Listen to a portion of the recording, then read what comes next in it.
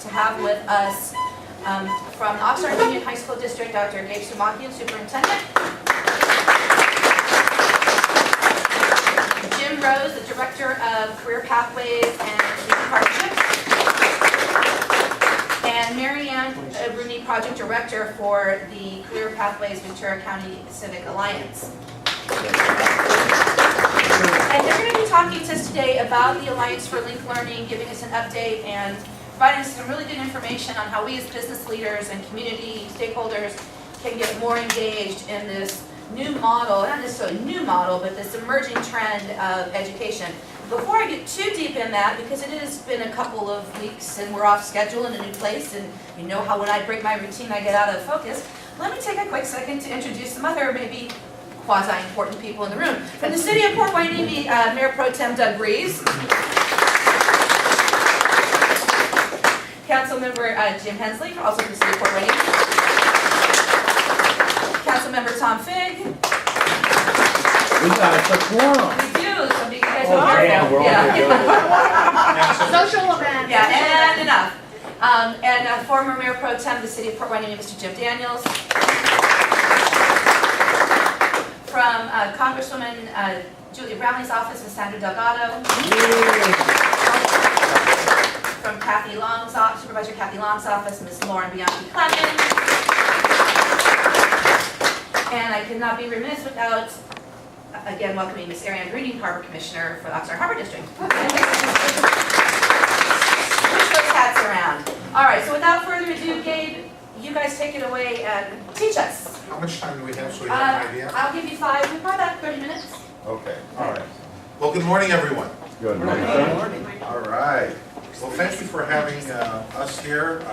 We are a team, and we appreciate all the work that you guys are doing to support our schools. And we want to spend time talking a little bit about the Alliance for Linked Learning. We have been asked a number of questions this morning.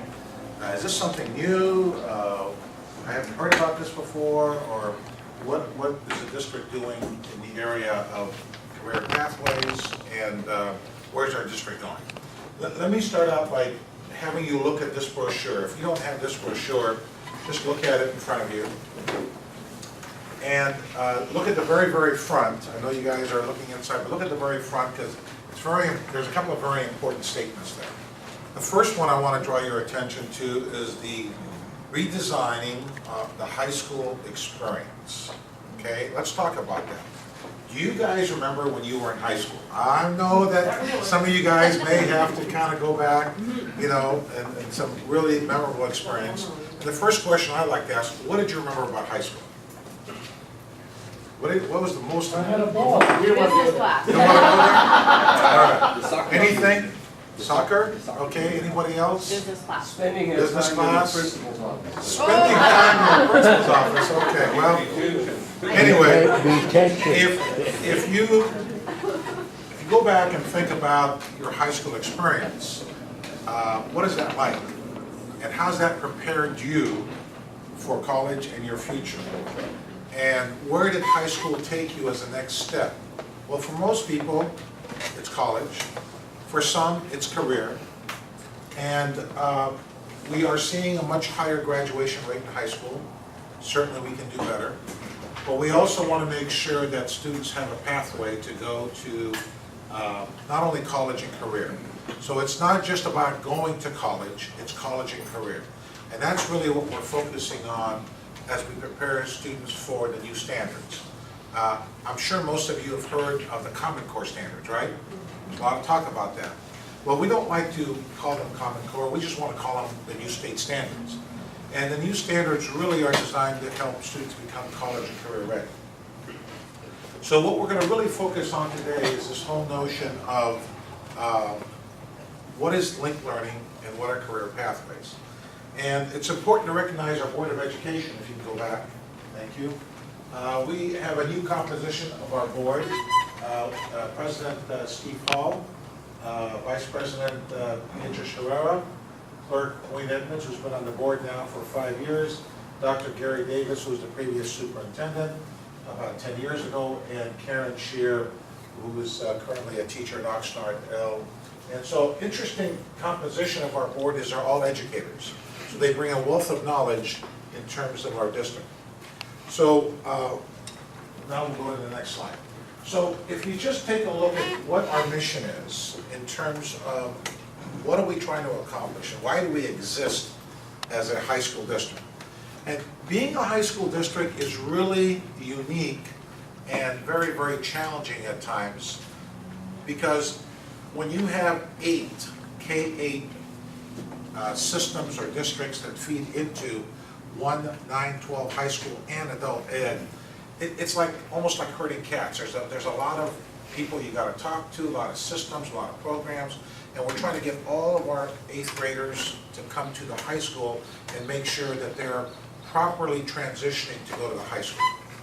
Okay, and that's really, really a challenge for us, it's a challenge for our principals, but that's why it's really critical that we spend time, I spend time as a superintendent, principals spend time with our partner feeder district so that we can really articulate and talk about what's going on and how to get students aligned.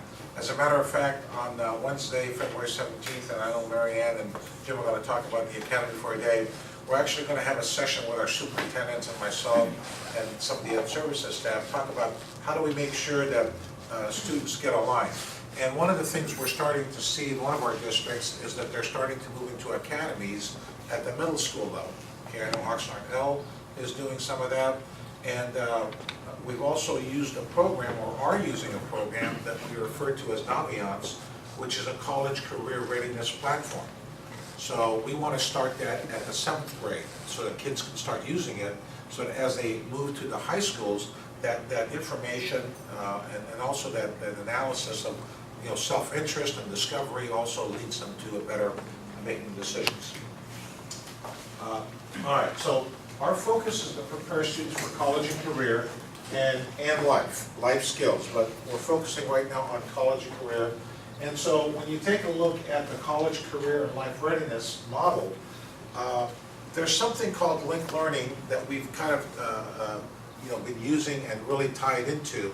And the concept of linked learning is really about having kids explore and understand content curriculum and really make sense out of what they're learning. And if you ever ask yourself, when am I ever going to use algebra? When am I ever going to use chemistry? When am I ever going to use earth science, right? Well, we want to make the teaching relevant. We want to take the learning in the classroom and link it to real world application.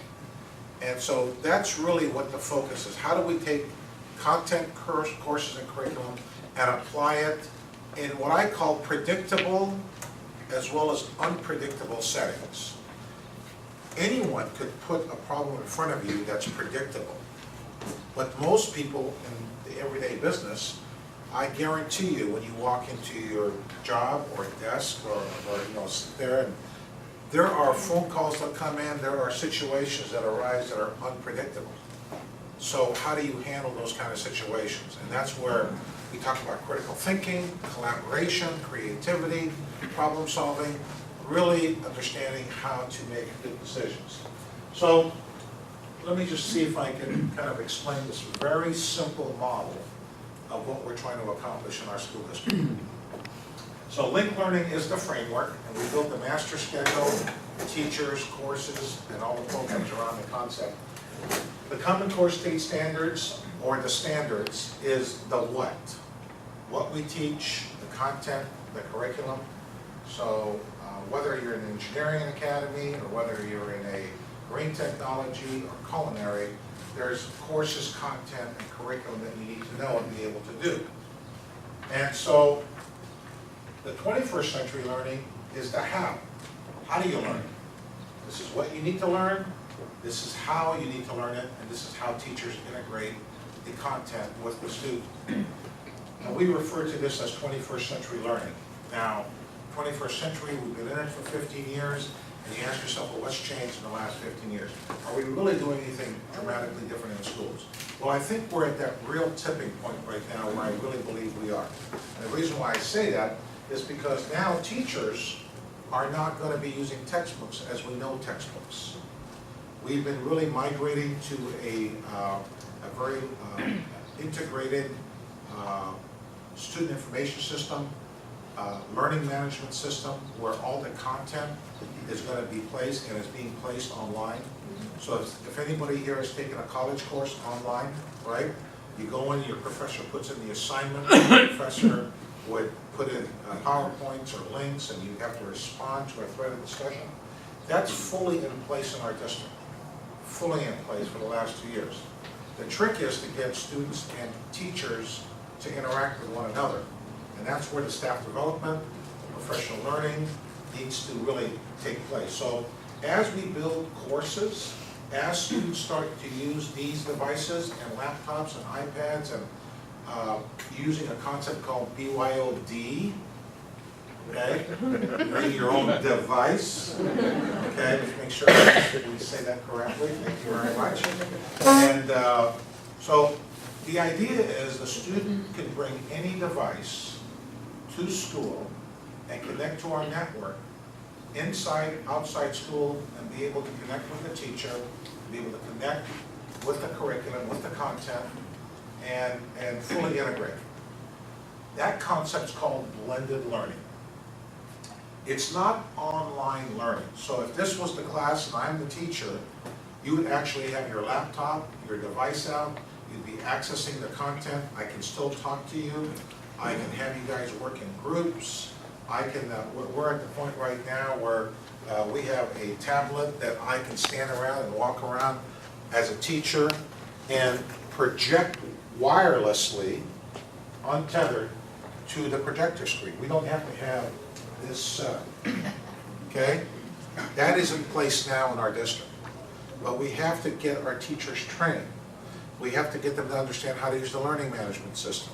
It's a whole new way of teaching and learning. Because when our students go out there and go to college, they have to understand that the content is online. And by the way, there is no such thing as a textbook anymore. The world is our textbook, okay? So you can apply real-world information, real-world problem solving. So again, what is the Common Core? Or we refer to it as the what? The what of the content and the curriculum? This is the how we teach. You guys are doing pretty good. How we teach. How we teach, sir. Oh, no, this is class participation. How we teach. How we teach, sir. How we learn. How we learn. Excellent class. You guys are doing very good. All right, you may give some A's out there. So, what we teach, content, how we teach, the process is called blended learning.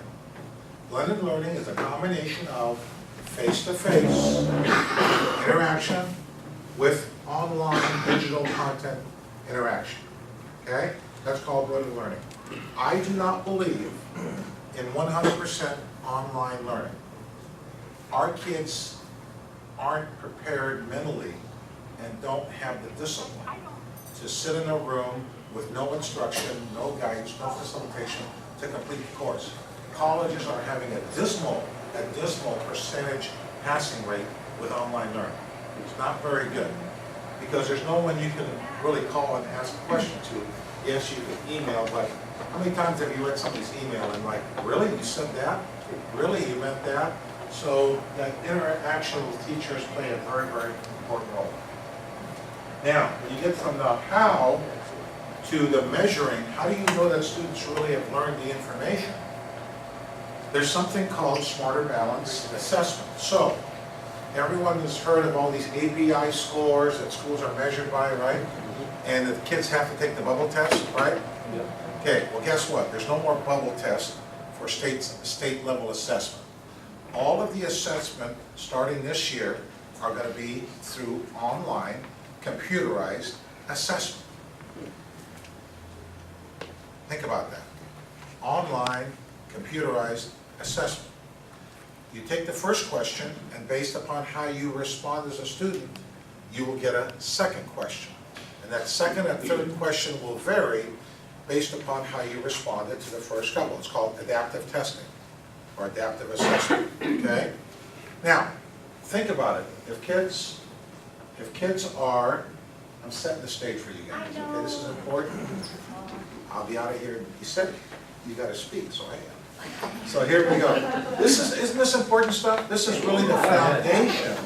This is really the foundation why we're doing this. Really the foundation. So everything is changing in education, and it's changing really fast. So taking the assessment online is really critical, but kids need to learn how to use technology. They can't just Google everything and get the answer. That's not what we're doing, that's not what we're saying. So this is how we do the assessment, and to get from the how to the assessing, whether they know it or not, students have to be 100% fully engaged. They can't come to class, fall asleep, be sleepwalking, and not be interacting with the content. And then the outcome, what we want is to produce students who are entrepreneurs. Now, that's a vision. Are we producing entrepreneurs right now? Probably not at the level that we want. But think about what that means. It's about the kind of jobs that we want students to be aspire for. The old model was finish high school, go to college, get a degree, and go out and find a job, right? That's kind of like what we're all taught to be successful. Well, now what about going to college and then creating a job, which is about being an entrepreneur? The kind of skill sets you need for creating a job is different than going out and finding a job. And of course, not everyone's going to be an entrepreneur today to graduate from college, but you got to have different skill sets in terms of what's going on. So that's the model that we are trying to move towards. And now the academies is going to deliver this model in an academy setting. All right. So Link Learning, comprehensive 4-year program. It involves rigorous academics, real-world technical skills, work-based learning. Work-based learning is really unique and different, and I'm going to let you guys explain that. But it's about you, it's about business, it's about connecting, okay? Which is something we have not done on a large scale. We've done it on a very small scale with internships. Personalized support, so higher engagement, rigorous academic, creates increased student achievement, and we're preparing kids for college, career, and life. Okay? You're done. I am done. It's just- Thank you. All right. Okay, hi, I'm Jim. I work at the sort of nuts and bolts level at the high schools with the high school teachers, the lead coordinators for the academies, and the teaching staff that work with the children. I want to go back to Dave's slide for just a second, because what you're looking at there in those first 4 lines, rigorous academics, real-world technical skills, work-based learning, personalized supports, those are called the 4 pillars of linked learning. And when we talk about rigorous academics, what we're talking about is we're not going to sacrifice anything in these academy programs for the kids. The academics they're going to do is A through G, getting them ready for the UC. So there's nothing, sort of nothing compromised in that. We want to tie those academics to real-world skills, and we will talk about how we do that, the technical courses that are aligned with the academics. The work-based learning, Marianne's going to discuss in some detail, and that's got to be an element built into the system because, as Gabe was mentioning, we want to make sure that as the students come out, they're not just prepared academically, but they have some sense of what the workplace is like and what goes on in the workplace, how you behave in a workplace. So we're going to impart those skills in their high school experience as well. And lastly, personalized supports. Failure is not an option in the academy program.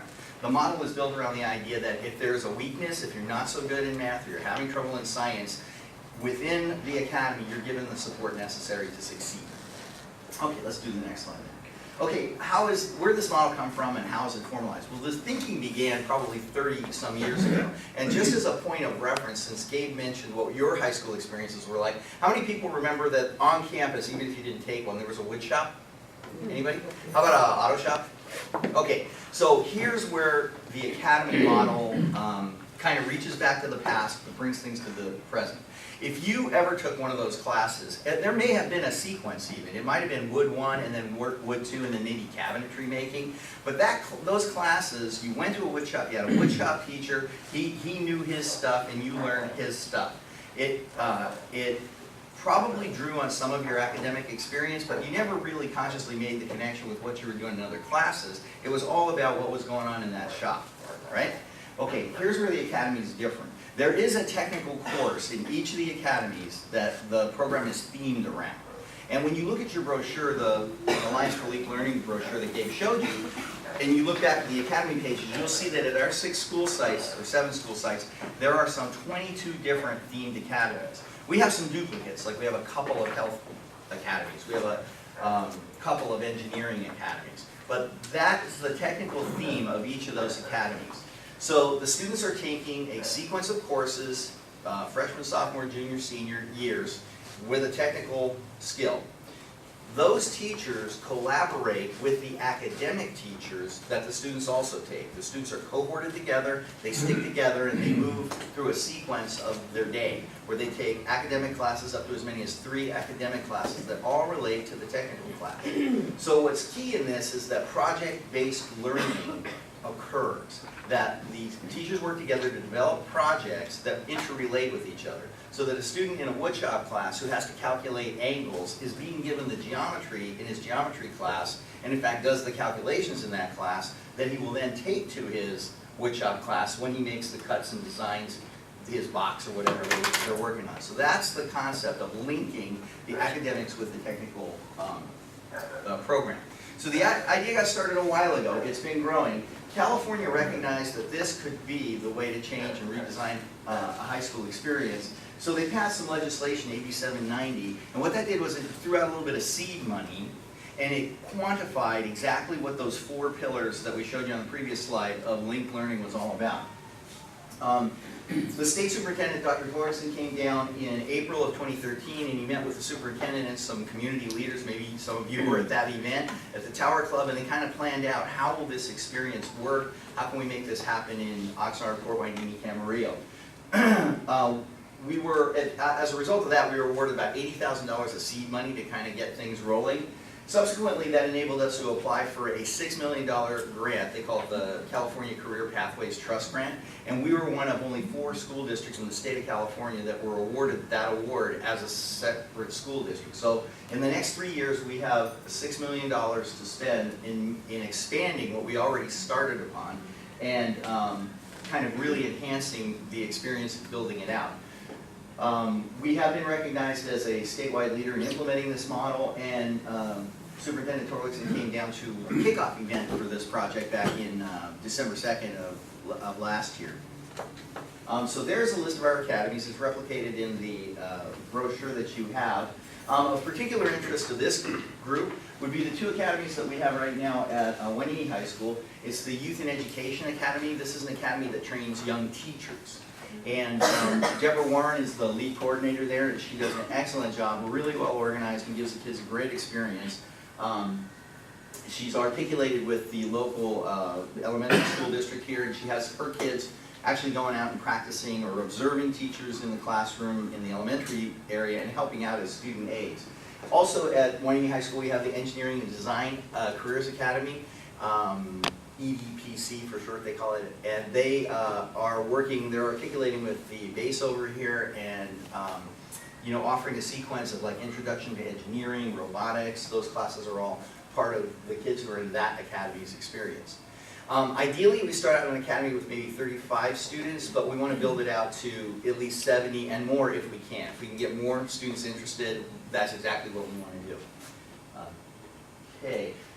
One of the outcomes, or the immediate outcomes you notice about academy students is that within students in our district that are in the academy, we have a 96% graduation rate.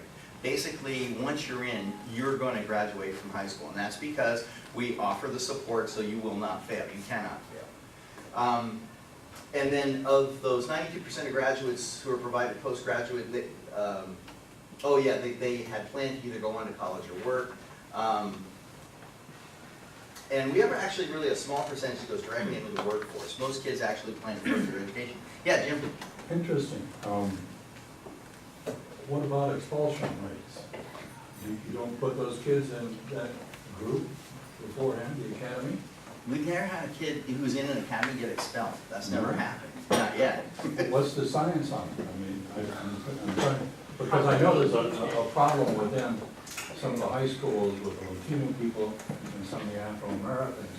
There's a higher expulsion rate. Yeah, well, our academies demographically are all representative of the school sites that they're in. In fact, some of them started as what they call California Partnership Academies, and in fact, in those academies, they had to even have a higher percentage of, let's say, underrepresented groups. Nevertheless, statistically, those are not kids who get expelled from school. And I think it has to do with the engagement, that engagement piece that Gabe referred to. Because once these kids are into a program like this and they start to have these positive experiences, they become connected to school and they don't offend and they don't drop out and they don't ditch school. Let me just give a 30-second explanation and then we'll continue. So last year, our expulsion rates district-wide went down, I want to say about 38%. And our suspension rates went down, I want to say about 42%. Okay, that's pretty darn close. And there's a lot of reasons for that. Besides the engagement is this whole notion of alternative means of corrections. So not only do we have the concept of progressive discipline, but we're trying to find other solutions than to just bounce a kid out of school or bounce a kid out of the classroom. So we're very proud of that, and that's a trend statewide as well as district-wide. So hopefully that explains that. Thank you, sir. That's good to hear with kids that are, in high school. My kids aren't bad, but, so many times they're just getting in trouble for everything and just getting kicked out of school and no chance to correct. Yeah, I can speak to that a little bit, because prior to doing this, I was an assistant principal over at Pacifica High School. And when I came in, we didn't really have an initiative to change what we were doing. So it was really, oh, you offended, this is the penalty, boom, boom, boom, textbook, you're out, you're out, you're out. So then the following year, the district implemented on this plan of, no, this is not good. We gotta look for alternatives. What can they do besides that? So we do a lot more counseling, a lot more talking with the students when they show up in our office than we did before. And we have like methods and tools that we use to cause the student to like reflect back on what he did. What did you do to get yourself here? What can you do to fix that? Yeah, would apologizing to the teacher be a good idea? Well, let's try that. And so we're trying alternative means of fixing the problem instead of just routinely suspending them or ultimately expelling them. But that's pretty serious. And there still are reasons why you might be expelled. But generally, they'll get back to the academies. These kids do not present those kind of problems. Yeah. Just one more question. Sure. These programs are an alternative things. I mean, it's an elective, so they don't, not everybody goes into an academy. It's kind of like what we used to have as AP classes. You have to Elect to go into it, choose it.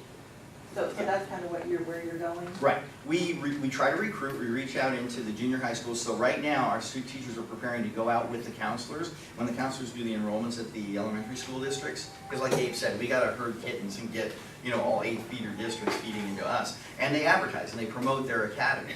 So, for example, on the previous slide, you saw the list of academies. We're opening a new aviation academy, aviation engineering academy at Oxnard High School. So the pitch is going to be, hey, have you ever thought about a career like being a pilot or flying remote drones or that kind of thing, and try to engage the kids at that level. So when they get to high school, they say to their counselor, you know what, I want to try that aviation program. So yeah, it is an elective in the sense that you elect to get into the academy. We make the kids interview to get into the academy. We make it competitive, so they actually have to kind of get a sense of what it's going to be like. They're going to constantly be demonstrating their learning and demonstrating their skills by talking to people and presenting to people. And then once they elect to go with an academy, they get counseled as to what core curriculum classes to take as well as their academy classes? Well, yeah, the core curriculum, no, they're integrated. In other words, if you're in the aviation academy, we have a program of study for you, and we know what classes you're going to, and you know what classes you're going to be taking. Yeah. Those teachers all work together, and they have common collaboration periods. Say second period, they all get together and they plan out the projects that they're going to be integrating as they go through. Every academy class that they take has a culminating project and it has to involve presenting to another body, not their classmates, business people, people from the community, whoever. Okay, Marianne is next, because I know we're on a tight schedule, but let me answer your question in a different way. Okay. Rancho Campana High School, which is a new high school that we're building in Camarillo, and all the new schools we're building in Oxnard as well, because we're looking towards a smaller theme academy. We are not gonna be building any more high schools that are 22, 2,300 students. So, Rancho Campana is a wall-to-wall academy. What does that mean? It's not an elective. You will take one of the 3 academies. And so that's the model we're going to.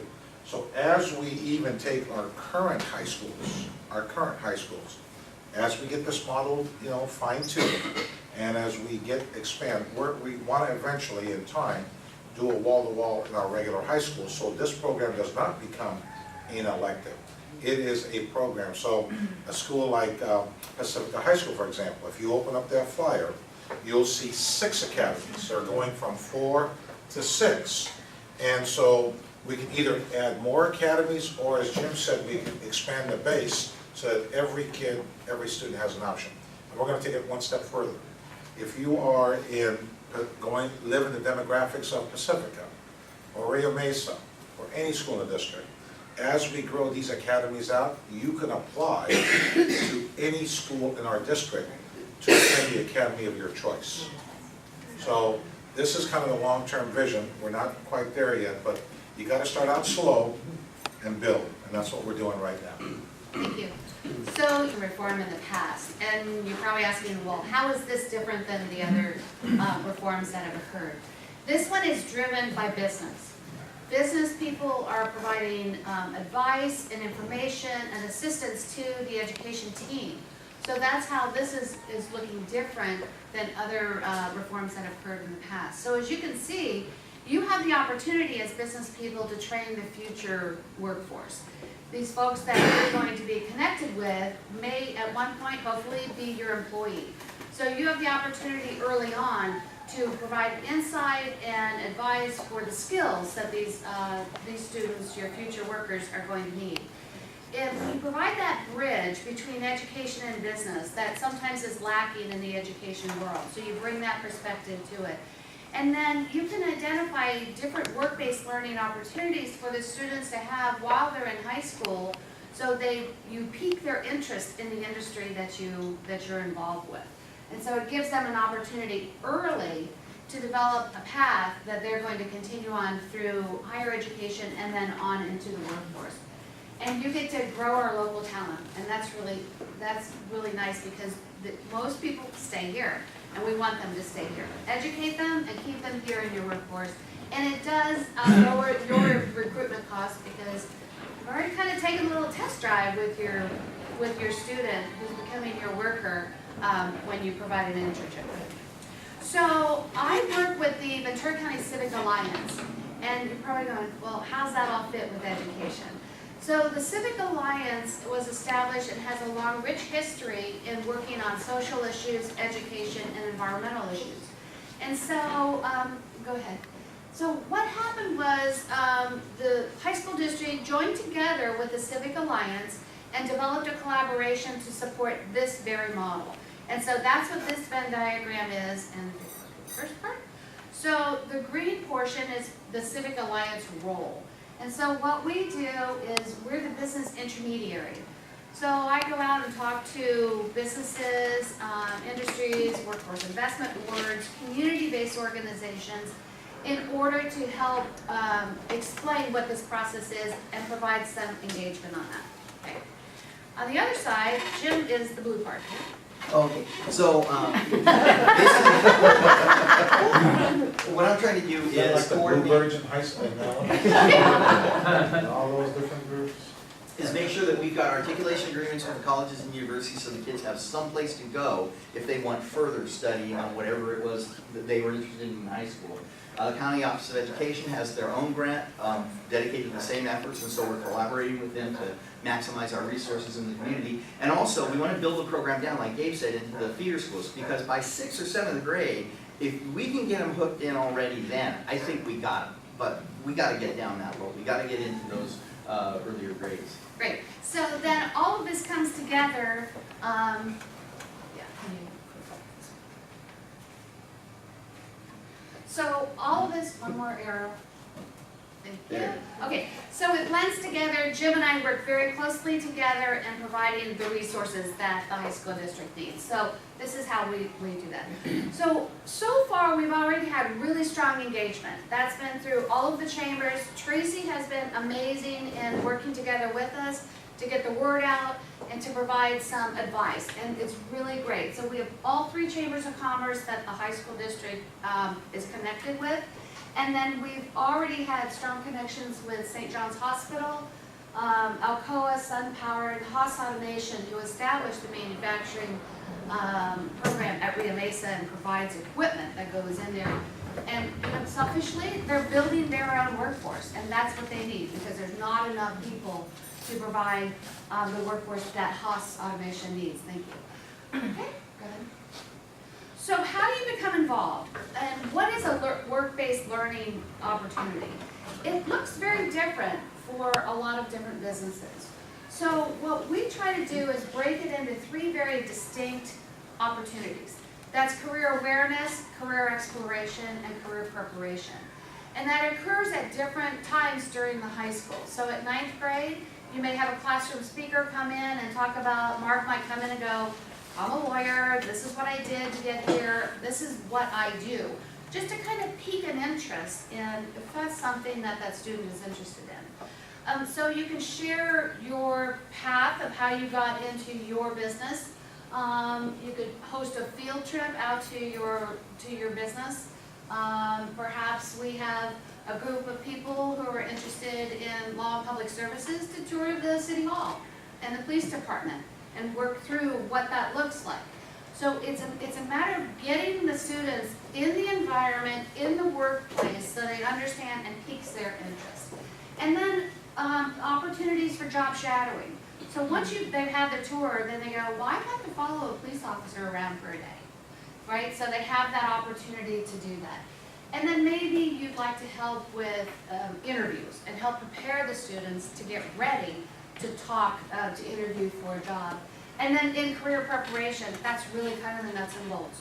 You've got them in your place of business, they're working on an internship, they're really delving into the business, and that's the junior and senior level. Okay. Alrighty, so I want to talk about this because this is really pretty awesome, and Jesse is here who can talk about it too. The National Academy Foundation joined together with some really premier partners around the country. And so you can see the founding partners over here on the slide here. What NAVTRAC does is it says if you go through a National Academy Foundation and you get that certificate and you're prepared, we know you are. And we will guarantee you an interview if we have an open position in our company for life, which is amazing to allow our students to be able to do that. They will also work together with them on the pre and the post interview to give them some feedback for their next interview. And then there's potential for expedited hiring. So get them in, get them working, because these companies understand the rigor that they went through in high school when they hold that NAF certificate. And they understand and appreciate that. So there's lots of different opportunities with NAVTRAC in order to do this. So we're promoting, all of the founding partners and to work together, and we know that this system works. So there's opportunities for you to become involved if you've been really excited about what you've heard this morning. And so I have an opportunity form. So if you go, you know what, I want to do something, there's different ways in order for you to engage. And so I'll give you one of these handouts. It's right there. So you can fill it out. Doug filled out one this morning, and he wants to bring students on to tour the Bard Mansion and the CB Museum. So we're going to work together and figure out what does that look like. So if you go, I can do that, I can be a classroom speaker, there's something that I can connect, then please fill this out and I'll contact you and we'll work it out however it works for your business. All right.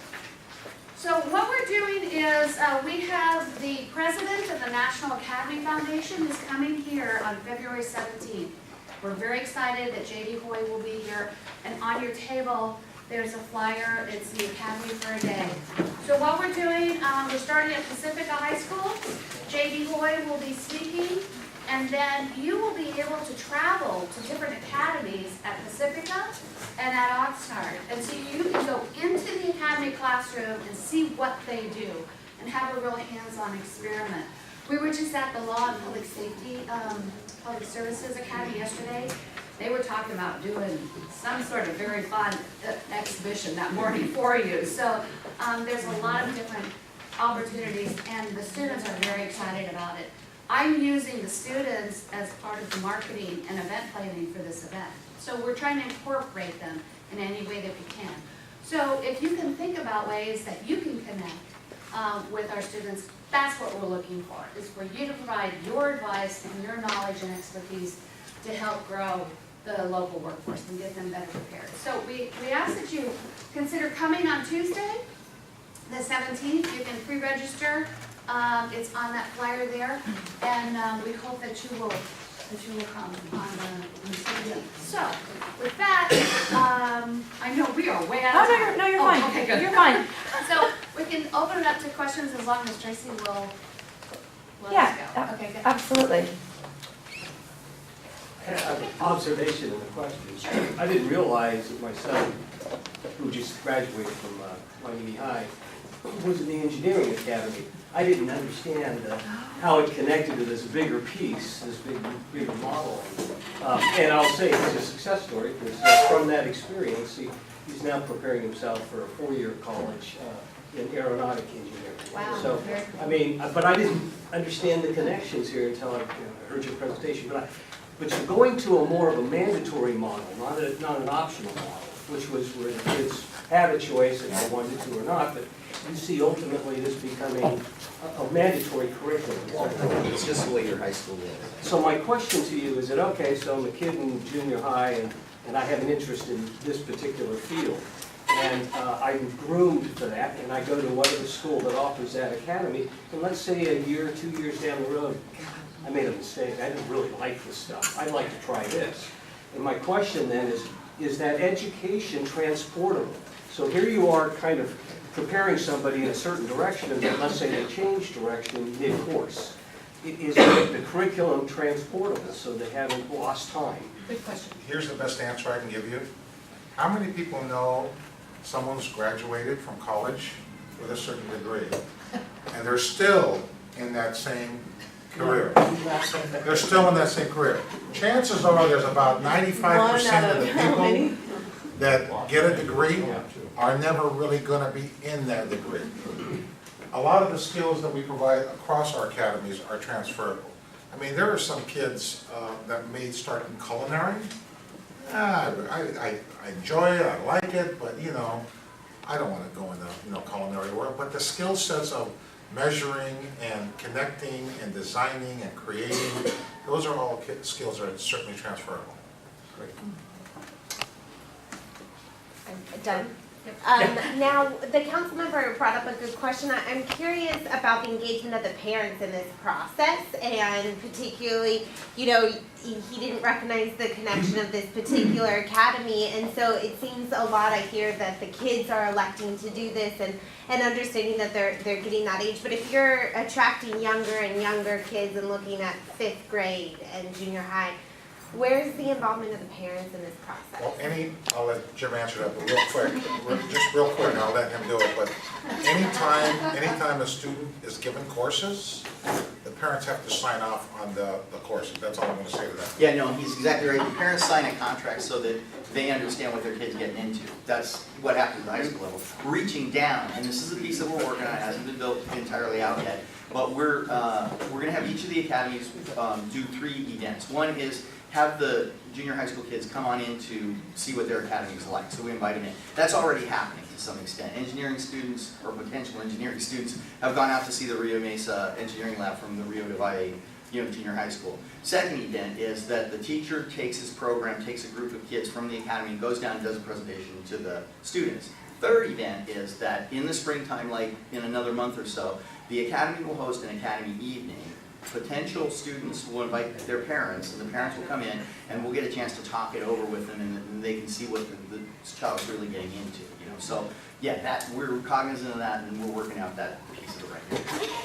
I want to add, when I started this job almost 2 years ago, one of the first tasks that I jumped onto was coming on to this concept of this Alliance for Linked Learning. And the very first meeting that I was in, there was a story told by my colleague over at the Oxnard Chamber about Haas Automation. And somebody correct me in the room if you've heard the story and I get the numbers wrong, but the Haas Automation had, I think it was 100 jobs they were looking to fill. And they took, do you know the story I'm talking about? Go ahead. They took over 1,000 applications, and less than 20% of the applicants passed their standard entrance test that they gave to everybody. For me, that was a huge, because it was about, the test was about the basic skills that they needed to come in and do this job. And it was a huge eye-opener for me that there's a disconnect, and it is this career-ready concept. And they have a specific set of skills that they're looking for. So it's not just the basic reading, writing, and arithmetic, it's a bigger package. So that for me was a huge driver on the importance of getting our community, our education community and our business community connected together and working and sharing and explaining what our needs are.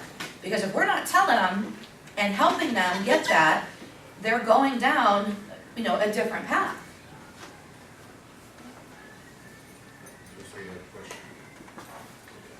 So just to kind of follow up on that, Yeah. Haas Automation has been helping us and has helped us to build an advanced manufacturing academy at Rio Mesa High School. It's on there, it's called Merit. And so they've also offered $35,000 worth of scholarships to help students who want to go in this field further their education. So that's an example of some of the partnerships that we're certainly seeking for to help our students and our community. And I think we're really on a great track. And if there's no other question, I have one final public information announcement. Any other questions? Yes. Right, you said that eventually you want all of the schools to be academic. Right now, let's say someone lives in Port Hueneme and they want to do one of these things, but the schools in Camarillo that offers what they want to learn, and none of the local schools do. Does that mean they can go to school in Camarillo? Our biggest challenge right now is physical space. We are like busting at the seams at a lot of our schools. And so we want to, if somebody wants to, if 10 kids wanted to go to Rio Mesa and 10 kids from Rio Mesa or others wanted to go to Hueneme, we don't have problems accommodating that. But our issue is space. Pacifica High School is up almost 3,500. Oxnard High School is 2,850. Channel Islands is 2,650. So our next challenge is to build another school in Oxnard, actually 2 more small schools. So, but we need to pass the bond and do other things because we have so many students in our elementary districts right now that are, their bubble is in the 6th grade. We got a couple of years to get our act together to build another school, so we're working on that. That's the challenge. It's not that we don't want to, it's just space and capacity. Okay, one last thing, because I know you got to go. So you'll be the first to hear this. You'll be the first to hear this. If you have an iPhone, a Droid, whatever, we just released an Oxnard Union High School District app. So just go into wherever you download your app and type in OUHSD or Oxnard Union. It doesn't cost anything, and you can follow a lot of the programs. We're still kind of building it out, but it's at the base right now where you can get information, resources, news about what's going on. And if you push the push announcement, it automatically gets sent to you, your ESPN and baseball scores. They'll come out and say, hey, there you go.